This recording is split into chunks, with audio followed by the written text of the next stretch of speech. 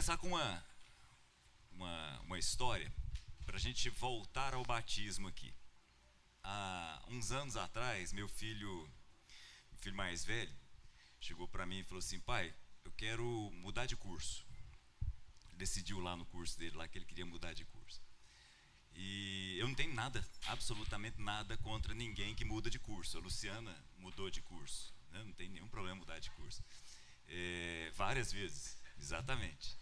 Quando eu dava aula lá no Colégio Agustiniano, o Colégio Agustiniano tinha uma coisa muito legal, mais ou menos ali no meio do ano, fazia uma mesa com profissionais e convidava ex-alunos do Colégio Agustiniano, tipo o Anderson Pansieri, que estudou lá, é um grande jornalista, ia lá, trazia advogados, médicos, né, para falar para os meninos lá a respeito disso, porque naquele momento as pessoas achavam que a decisão de um curso era um negócio irredutível, né, completamente irredutível. Então, em primeiro lugar, tem absolutamente nada contra ninguém que troca de curso.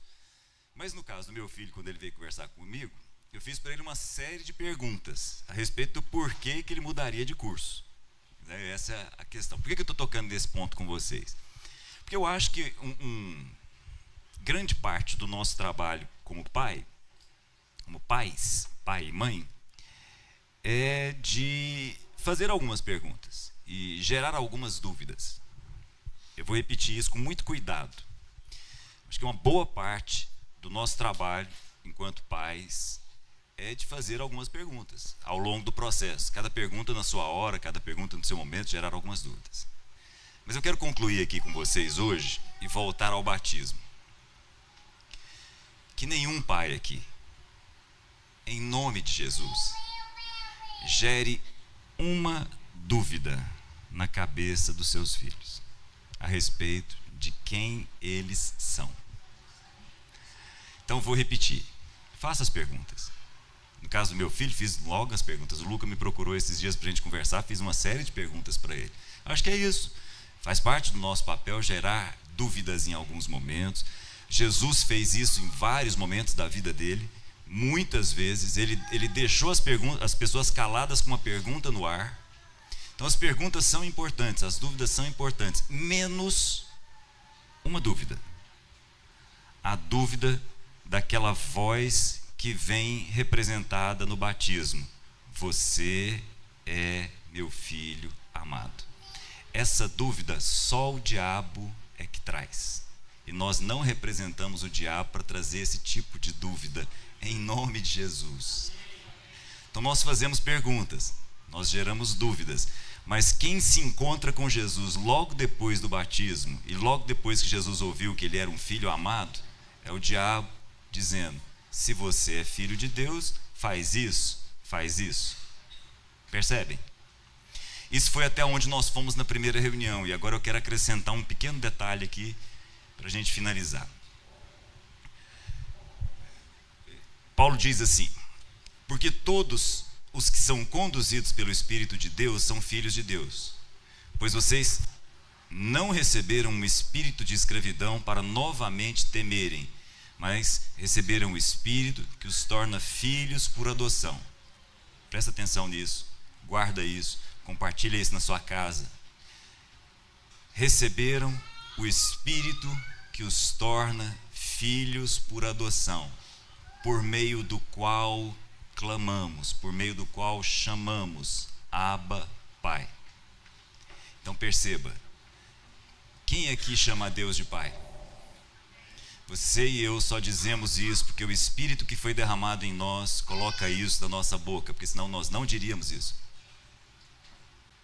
Vou repetir. Todos os que chamam a Deus de Pai só chamam a Deus de Pai porque o Espírito foi derramado na vida dessa pessoa para que essa pessoa possa chamar a Deus de Pai. Todos. Então, se você e eu encontrarmos qualquer pessoa que chama a Deus de Pai, o que nós não vamos fazer em hipótese alguma? Gerar dúvida a respeito de quem essa pessoa é, em nome de Jesus. Nós podemos gerar todas as dúvidas, nós podemos fazer todas as perguntas, menos a respeito de quem ela é, porque a pergunta que leva em consideração quem ela é, não somos nós e nem o Espírito que faz. Quem faz essa pergunta é o diabo. É ele que questiona se você e eu somos filhos amados de Deus. Nós não vamos levar isso para as nossas casas. Amém? Nas nossas casas nós vamos gerar convicção de que todos os que nós recebemos lá são filhos e filhas amados por Deus. E agora eu quero ir para um segundo ponto. Nós fomos até aqui na primeira reunião.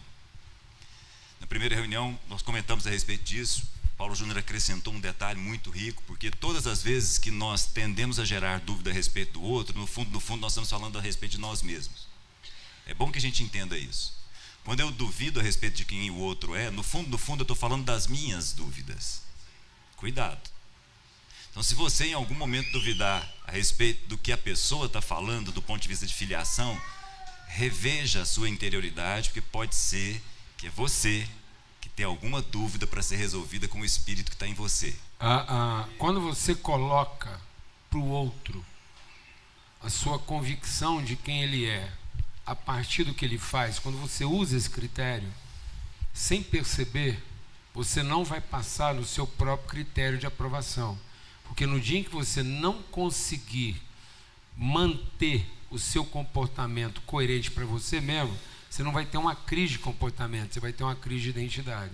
Então, se você não mudar o critério, aquilo que está colocando você em crise com o outro a respeito da identidade dele, é o que vai provocar a sua pior crise com você mesmo. Então, ou você muda os parâmetros na relação, ou você está criando condições para a sua pior crise. Por isso que é o seguinte, cuidado para que você não seja aprovado pelos próprios critérios com que você está julgando o outro. Isso é lá Provérbios. Provérbios diz assim, cuidado para você não estar sendo reprovado no critério que você usa para aprovar. O que você está impondo aos outros para conseguir aprovar eles, sabe quem vai reprovar? Você. Sabe quem no fim vai ficar reprovado pelos critérios que você usou para aprovar os outros? E aí sabe quem não vai conseguir salvar você? Você mesmo. Porque sua crise vai ser tão grande a respeito de você mesmo, que você se perdeu na sua identidade. E aí você está tão impossibilitado de recuperar seu comportamento que não vai ter tempo para você ser salvo. Amém, amado? Nós fomos até aqui na primeira reunião. Agora eu vou acrescentar um último detalhe para a gente terminar essa segunda reunião aqui. Quando a serpente se encontra com Eva no Éden, o texto diz assim: ora, a serpente era o mais astuto de todos os animais do campo que o Senhor Deus tinha feito. Esta perguntou à mulher. É interessante, a gente percebe o diabo quase sempre abrindo a boca para fazer perguntas, e elas têm sempre ou quase sempre a ver com a identidade. Foi isso mesmo que Deus disse? Não comam de nenhuma árvore do jardim do Éden? E aí a mulher responde. E aí no final ele diz assim: é que Deus sabe que no dia em que comerem dele, do fruto, os seus olhos vão se abrir e vocês serão como Deus. Então o diabo está dizendo como é que a pessoa vai ser. E está dizendo o seguinte: vocês serão como Deus, conhecedores do bem e do mal. E aqui eu vou fazer um parêntese técnico. Eu já conversei sobre isso algumas vezes com vocês. Quando a gente lê essa expressão conhecedores, nesse caso aqui conhecedores do bem e do mal, a gente tem a ingênua ocidental sensação de que o que está sendo dito é: vocês vão saber o que é o bem e o mal. E não é isso. Conhecer aqui é uma palavra pequenininha chamada iada, que é a palavra utilizada para a relação mais íntima entre duas pessoas. Então, por exemplo, quando uma pessoa se dá a conhecer, ela abriu a sua interioridade mais profunda, ela é iada, ela se deu a conhecer, ela não se deu a entender. Então, um homem conhece uma mulher, significa que eles tiveram uma relação profunda. É essa expressão hebraica, essa expressão semita. Então, vou voltar ao texto. Quando o texto diz assim, que o diabo fala para a mulher, você será como Deus. Sabe como é que Deus é? Deus se relaciona com o bem e com o mal. É isso que o diabo está dizendo. Então o diabo faz perguntas que colocam a identidade de cada um de nós em dúvida, e ele faz perguntas que colocam a identidade de Deus em dúvida. Então vou voltar e termino por onde eu comecei. Vamos fazer todas as perguntas. Jeremias não teve dúvida, não teve dificuldade de chegar para Deus e dizer assim, Deus, eu sei que o Senhor é justo, mas eu queria conversar com o Senhor sobre a sua justiça. Ele não teve dificuldade. Davi não teve dificuldade de trazer todas as perguntas para Deus. Mas são sempre perguntas como quem quer aprender algo para caminhar no sentido em que a vida aponta, e não como quem duvida daquilo que o outro é, daquilo que eu sou e daquilo que Deus é. A grande dúvida na vida de todos nós é se Deus é amor ou não. A fé é a fé em Deus como amor ou não. A nossa grande dúvida nunca foi a respeito da divindade. Se tem uma coisa que ninguém tem dúvida em nenhuma cultura, em nenhum momento, é a respeito de Deus, como Deus que pode.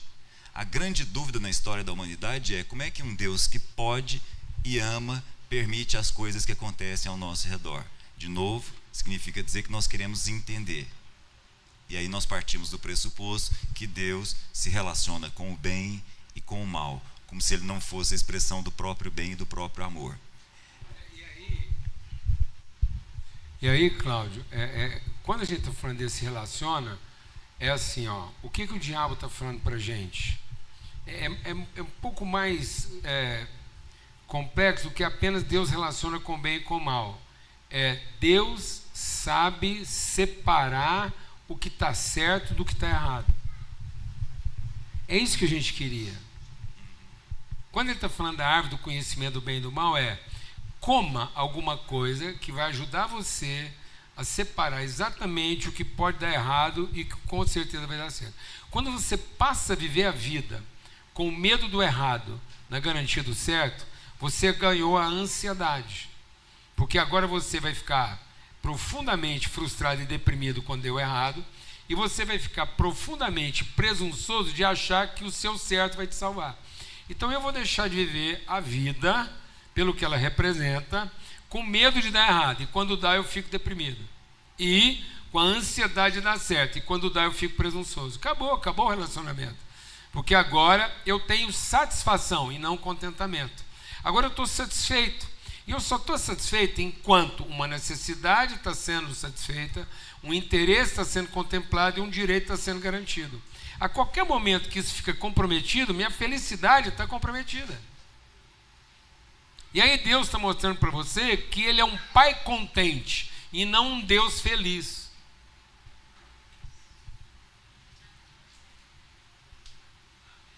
Amém? Deus não é o Deus da sua felicidade. Deus é o pai do seu contentamento. Porque o diabo foi muito sutil. Ele usou uma frase parecida, é muito parecido, é muito próximo, perto, o que Deus Pai está falando, com o que o diabo, que queria ser Deus, está dizendo. O diabo queria ser Deus com Deus, e ele achou que ele merecia ser Deus com Deus, pelo poder que ele tinha, porque ninguém, nenhum outro ser criado, nenhum ser humano, nenhum outro ser criado, nenhum objeto da criação, tem tantos poderes mais perto da divindade de Deus do que Lúcifer tinha. Lúcifer era o organizador do céu. Por isso que o diabo vai querer que você tenha poderes para organizar a sua vida. Porque você vai pensar, o dia que a minha vida estiver organizada, do jeitinho que ela tem que ficar, eu vou ser feliz. Lascou! Porque uma febre de 40 graus num filho durante uma semana acabou com a sua felicidade. Um dente cariado longe de um dentista acabou com a sua felicidade. 3 dias de dor de dente é o inferno. Tem gente que já deu tiro na cabeça porque não aguentou uma dor aguda, uma semana.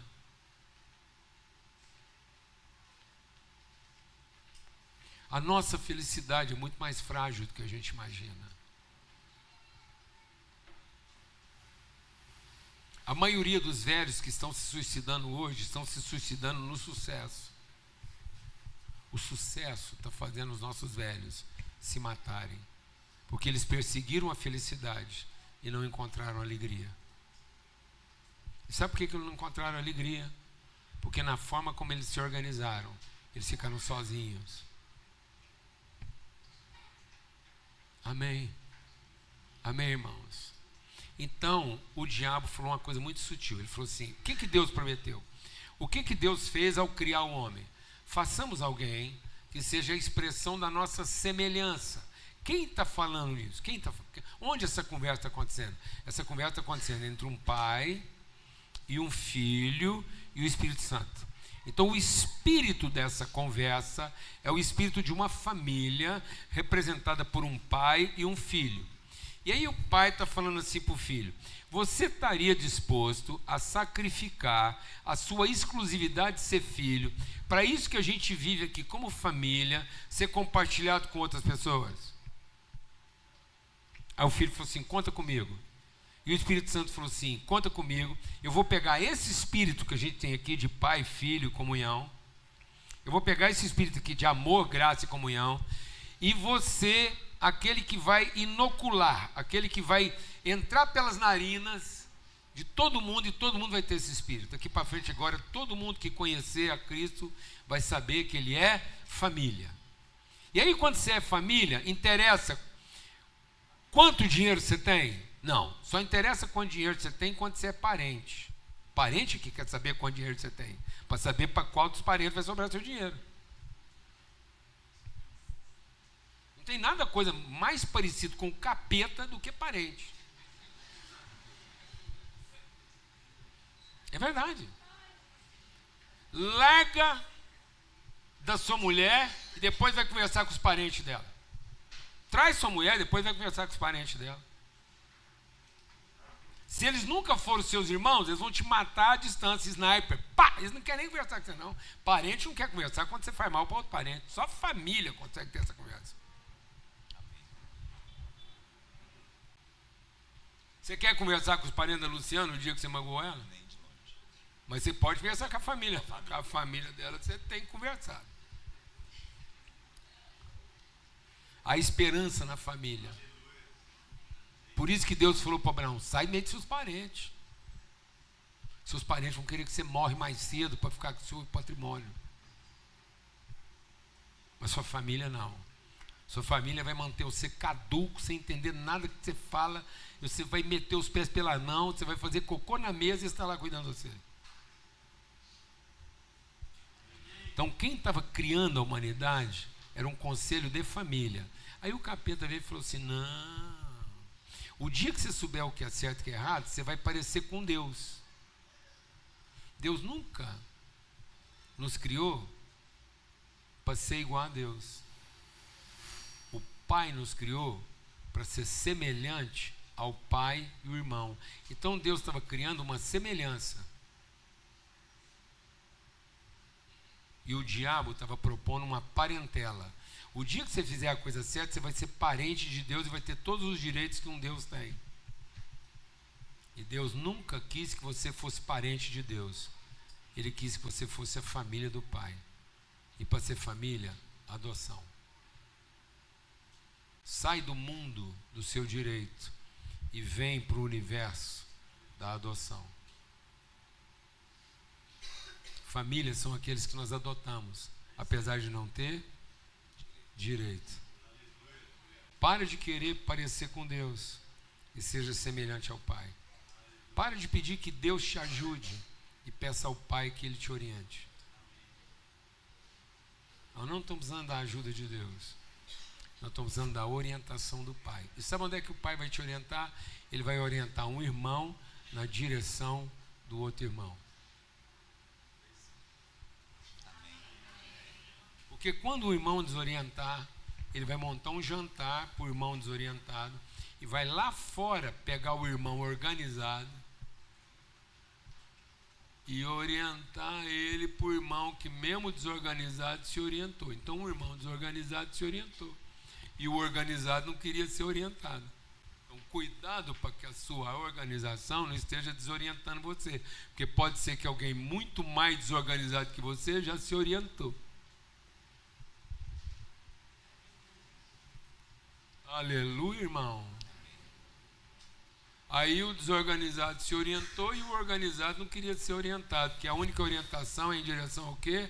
Ao que os irmãos se encontrem em família, e não que eles se organizem como parente. O diabo está querendo que você se organize como quem parece com Deus, e não que você se encontre como quem é a semelhança do Pai. Glória a Deus. Aleluia. Fala para quem está do seu lado assim: feliz, bendito dia da criança.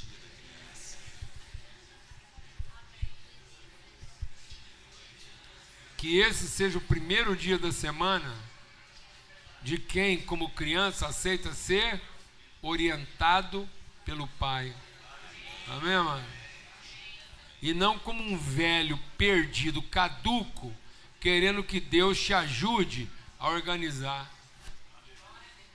Quer falar, Matheus? Amém. Meus irmãos, só para em cima daquilo que a gente está ouvindo, essa semana eu ouvi duas coisas a respeito da nossa congregação, né? Primeiro, essa semana a gente esteve lá na Ana Beatriz, uma psiquiatra bem renomada aí no Brasil. Paulo Júnior esteve lá e a gente ouviu o seguinte do pessoal: meu Deus, foi o podcast mais profundo até aqui. E essa semana agora, na próxima segunda-feira, que é amanhã, a gente vai ao ar agora o programa, um mini curso gratuito do Cláudio, lá na RTM, junto com a Mesa Preparada, e a gente ouviu a mesma coisa. Falou assim: ó, de todos os cursos já produzidos aqui, esse é um dos cursos mais profundos até aqui. Então, assim, é só um testemunho. Por que eu estou trazendo essas duas informações? Não para inflar ego nenhum, mas só para lembrar você e eu que isso é nossa congregação, amém? É a nossa congregação alimentando o Brasil, o mundo. Então, amanhã, a partir de amanhã, a gente vai postar nas redes sociais da nossa comunidade. Você vai poder multiplicar com seus amigos. Um papo assim, né, Murilo? Murilo gravou tudo isso, editou tudo isso. Um papo muito profundo com o Cláudio em vários pontos da nossa cidade. Então, assim, divulga isso, comenta lá. Ah, não, esse negócio, comenta lá assim, uhul, tá ótimo. Um emoticon lá, um coração, uma mãozinha. Amém? E isso é a nossa congregação afetando a cidade, o país, o mundo, né, PJ? Então é isso, só para você não perder isso aí, multiplica esse conteúdo. Quando você vê algo da nossa comunidade aqui, envia essa mensagem de hoje, assista hoje mais cedo, envia para um amigo de longe, um amigo de perto, e que Deus continue nos conduzir, amém? Amém, vamos orar. Deus, obrigado, que alegria a gente poder servir, estar e comungar numa comunidade família.